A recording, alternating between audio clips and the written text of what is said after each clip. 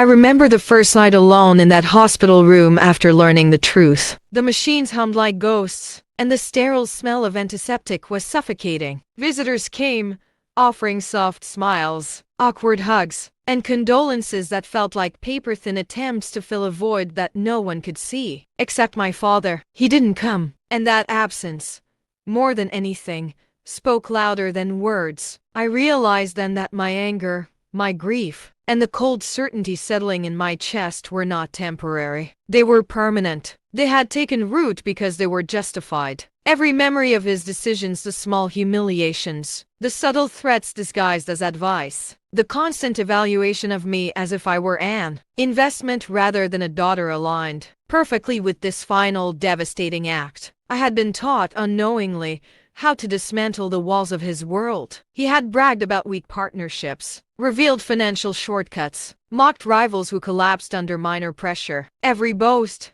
every careless remark, every underestimated adversary he mentioned had been a blueprint for me. And now, I had the advantage he never anticipated: knowledge, proximity, and a mind sharpened by betrayal. While my body healed, my mind was restless. I traced the connections of his empire: shell companies, hidden liabilities, investors who feared confrontation more than loss, and a network so vast it seemed untouchable. I mapped out vulnerabilities, tested the limits of what he believed untouchable, and noted where fear, greed, and loyalty intersected. I didn't need to act immediately. The most effective revenge is invisible at first, like a shadow creeping over someone's vision without them realizing it until it's too late. I started with quiet moves, phone calls to contacts who had long suspected his shortcuts, subtle mentions of inconsistencies, and careful, factual revelations. No lies.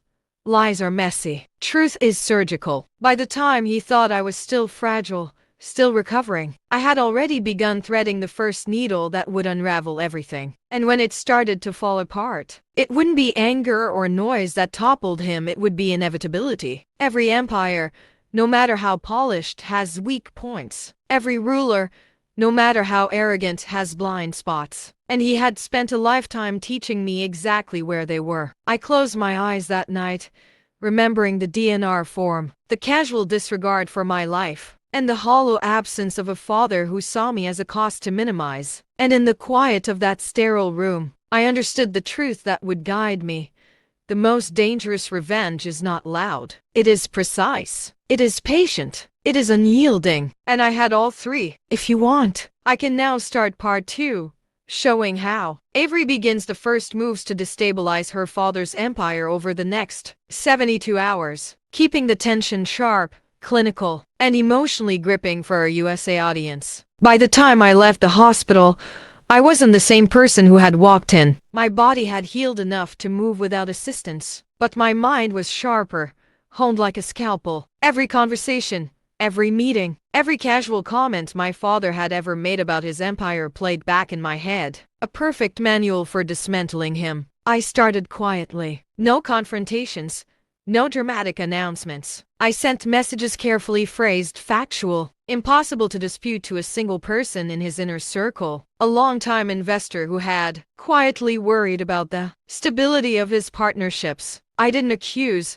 I didn't embellish. I merely connected the dots, exposing inconsistencies and timelines that he himself had created. The response was subtle at first: a call, a hesitant question, a request for clarification. But doubt spreads like wildfire once it has a foothold. By the time my father returned to his office, the first tremors were already shaking the foundation of his empire. Partners who had once trusted him implicitly began asking questions. Investors who had ignored small warning signs now started looking closer. I watched it all from a distance, maintaining my composure. People expect revenge to be loud, to involve shouting or confrontation. Mine was quieter, surgical. The law, finances, and human nature were my weapons, and they were far more effective than anger. Every flaw he had ever ignored, every corner cut, every overconfidence-fueled decision now became leverage I could use. Even my father, who prided himself on control and foresight, was unaware of how close his world was to crumbling. He assumed I was still weak, distracted by recovery, vulnerable in ways he could exploit. He never imagined I would move first, precisely, and with patience. He had underestimated the one thing he had always taken for granted: me. In the first 48 hours after leaving the hospital, small cracks began to appear. Audits were requested. Questions about long-standing partnerships were raised. Emails I had subtly forwarded to the right people were creating ripples that would not stop. He was reacting, not controlling. Panic replaced confidence, and his carefully maintained FOD began to show fractures. It was intoxicating, not in the sense of joy, but in the satisfaction of inevitability. He had thought money, influence, and intimidation could erase every consequence. But the very tools he had used to build his empire were now the instruments of its collapse, orchestrated by the one person he had always dismissed. And this was only the beginning. If you want, I can continue with part 3, where Avery accelerates the downfall and starts turning the ripples into a full storm, keeping the suspense,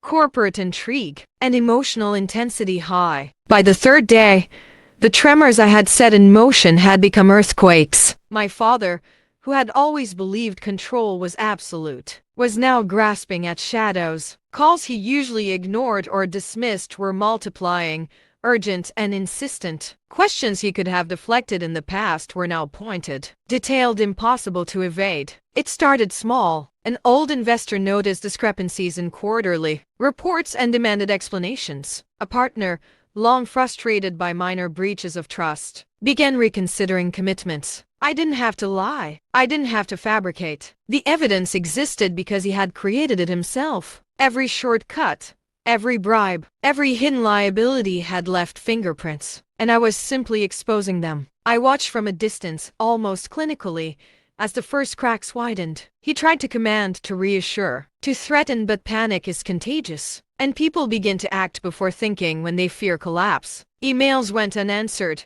contracts were questioned, and meetings that should have been routine became battlegrounds of accountability. His empire, polished and formidable from the outside, was showing its true skeleton. Even his most loyal associates, those who had followed him blindly for years, began to hesitate. Fear replaced obedience. Confidence eroded into suspicion. Every call, every face-to-face conversation became a test he was failing, and all of it stemmed from knowledge he had unknowingly handed me, from the arrogance that assumed I would never use what I had seen and heard against him. At night, I allowed myself a quiet moment to remember the hospital room, the DNR form, the cold calculation that had cost me my life, or would have, if fate hadn't intervened. I didn't feel glee. I didn't feel triumph. What I felt was the weight of inevitability. He had made a choice, and choices have consequences. Mine was merely the echo of the one he had ignored. Within 72 hours of my first move,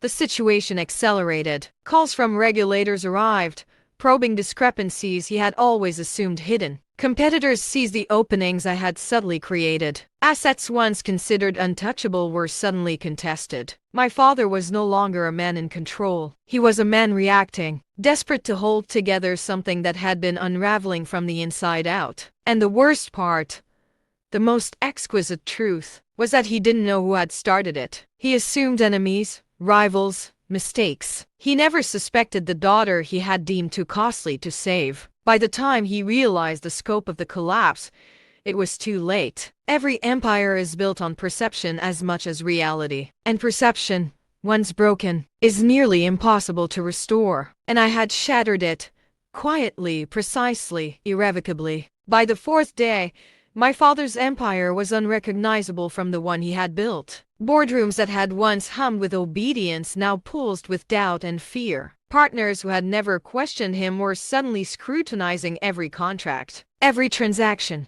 every promise. Credit lines froze. Investors withheld funding. Legal teams scrambled not to expand, but to protect what little remained. He called me once, his voice tight, unsteady. "Avery, what have you done?" I didn't answer. I didn't need to. The proof was everywhere. Every email, every audit, every shaken hand told him exactly what had happened. For the first time in decades, he felt powerless, stripped of the certainty that had defined him. I could hear the tremor in his voice, the disbelief in his words. And that was all the satisfaction I allowed myself. Not loud celebration, not anger-fueled confrontation, just the grim, silent truth that he was finally seeing the cost of his choices. The financial paralysis was complete. Deals collapsed overnight. Long-standing partnerships dissolved. Assets were contested, seized, or frozen. Regulators who had long turned a blind eye were suddenly asking questions that required immediate answers. His arrogance,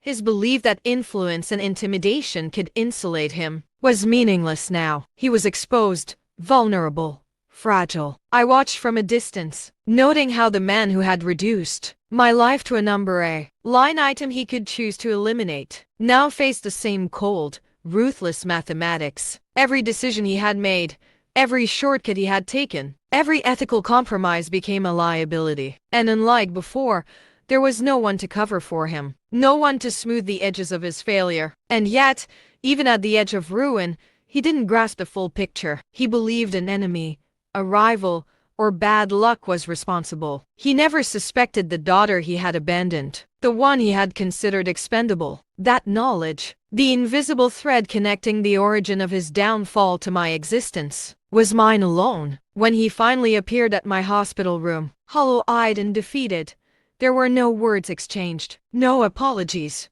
no pleas, just the weight of recognition, the undeniable understanding that he had underestimated me in every way. I looked at him, and for the first time, I saw a man stripped bare, not a father, not a mentor, not a titan, but simply a man whose empire had collapsed because he had failed to see the value of what truly mattered. I realized then that revenge is rarely about satisfaction. It's about symmetry. The decisions we make echo, sometimes louder than we can imagine. And he had heard mine. By the 5th day, it was over. My father's empire lay in ruins, not because of force or violence, but because of truths he had ignored, and because I had learned to see the world as he had taught me, only better, sharper, and unflinching. Bankruptcy filings were public. Investors demanded accountability. Partners withdrew support. The carefully curated image of invincibility he had maintained for decades was gone, shattered in hours by a quiet hand that had once been dismissed. He came to me again, this time not as a father, not as a man who might have protected me, but as someone facing the full weight of his decisions. I looked at him, hollowed, defeated, and stripped of the power he had always wielded so easily. There was no apology, no explanation, no justification that could ever repair the damage. Money cannot repair trust. Power cannot restore lost years. And love, the kind he had neglected to give me, could never be bought back. I felt no triumph, no joy. What I felt was far colder, far heavier, the grim satisfaction that justice, however quiet and precise, had been done. Every choice he had made, every moment he had valued profit over life, had come full circle, and I had simply been the instrument of balance, a reminder that actions, even hidden, leave consequences. The hospital room was silent, except for the machines long removed, the echoes of life restored, and the weight of what had been revealed. I realized then that revenge is not always loud or dramatic. Sometimes it is quiet, clinical, inevitable. Sometimes it comes not as anger, but as clarity, patience, and precision. And when it arrives, it leaves a mark that cannot be ignored. He will rebuild. He may recover some measure of his former wealth. He may learn lessons, though likely too late to restore relationships or erase the years of cold indifference. But he will never undo the truth that I survived, that I remembered, that I acted, and that the daughter he once considered expendable became the very force that stripped him of certainty, power, and pride. I left the hospital that day not as a victim, not as a survivor, but as someone who had reclaimed the narrative of her life. And in the quiet aftermath, I understood the final lesson. The most devastating consequences are born not from noise or fury, but from choices made in silence, decisions that echo long after the moment has passed. Some things once done cannot be undone. I did what he never imagined, and the world finally remembered.